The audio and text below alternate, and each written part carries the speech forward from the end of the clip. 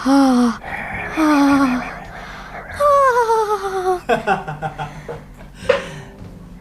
to Teman Jalan. Buat nemenin kalian di jalan. Ada satu cerita seru.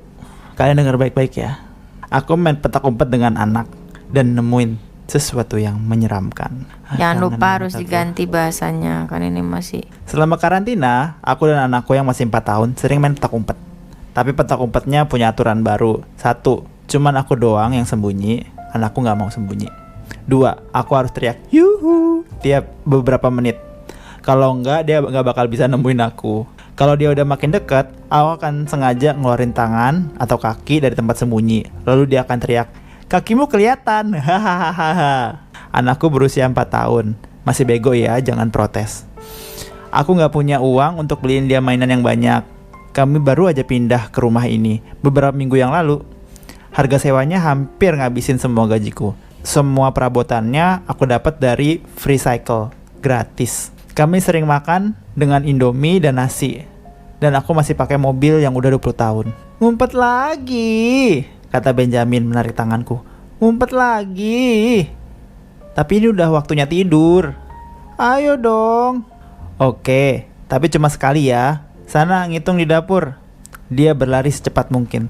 1, 2, aku berlari ke ruang tamu dan melihat lemari di lorong.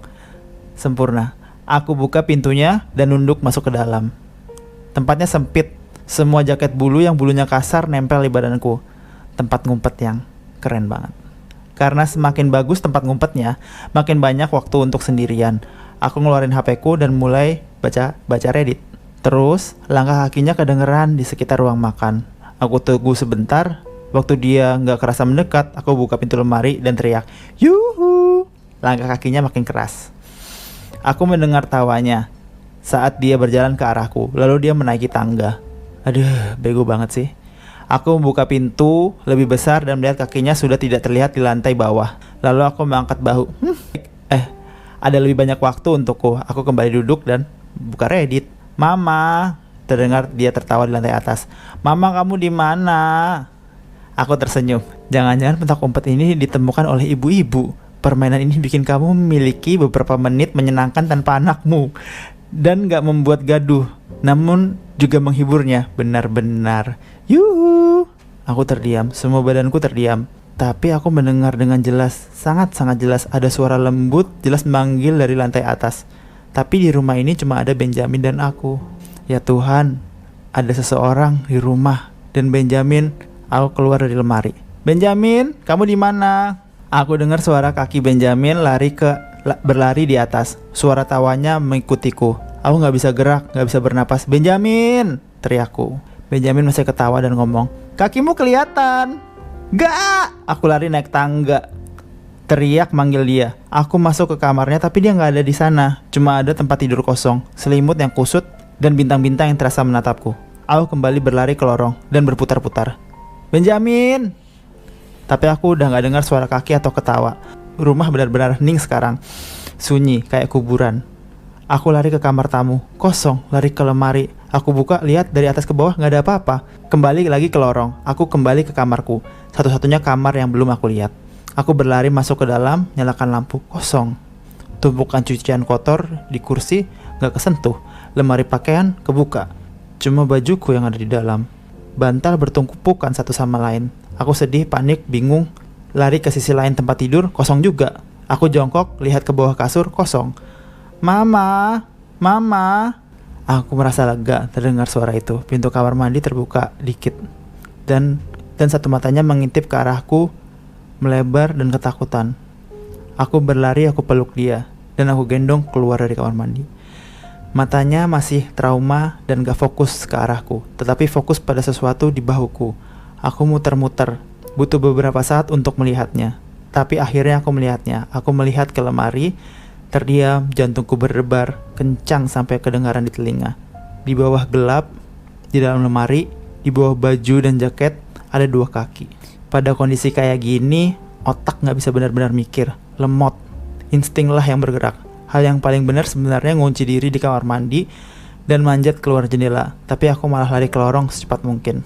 Saat aku berlari menuruni tangga, terdengar langkah kaki yang berat dan lambat bergema di seluruh rumah.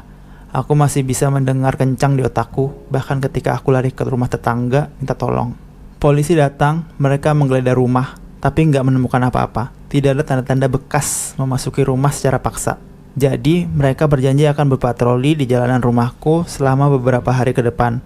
Hanya itu yang mereka bisa lakukan. Aku memutuskan untuk tinggal di rumah temanku selama beberapa minggu sampai aku merasa lebih aman. Tapi setiap kali aku menutup mata, aku lihat kedua kaki itu. Nggak tahu gimana itu bisa kelihatan kayak kakinya bengkak, seperti tergenang air. Warnanya sedikit keabu-abuan dari normal biasanya. Kukunya hitam dan terbelah. Dan aku mikir lagi tentang lemari itu. Gimana aku bisa dapat dengan gratis ya? Pemiliknya bilang kalau ibunya baru saja meninggal dan berusaha menyingkirkan barang-barang itu secepatnya mungkin. Lalu aku mikir, gimana sebenarnya cara ibu itu meninggal? Aduh, udah. Aku ngeditnya nih berapa? Setengah jam. Buang aja udah lemarinya. Ini resiko ngambil barang-barang gratis. Ya nggak boleh berarti kita ngambilin barang-barang gratis. Iya. Resikonya serem. Harus mereka yang bayar ke kita. Kita buangin.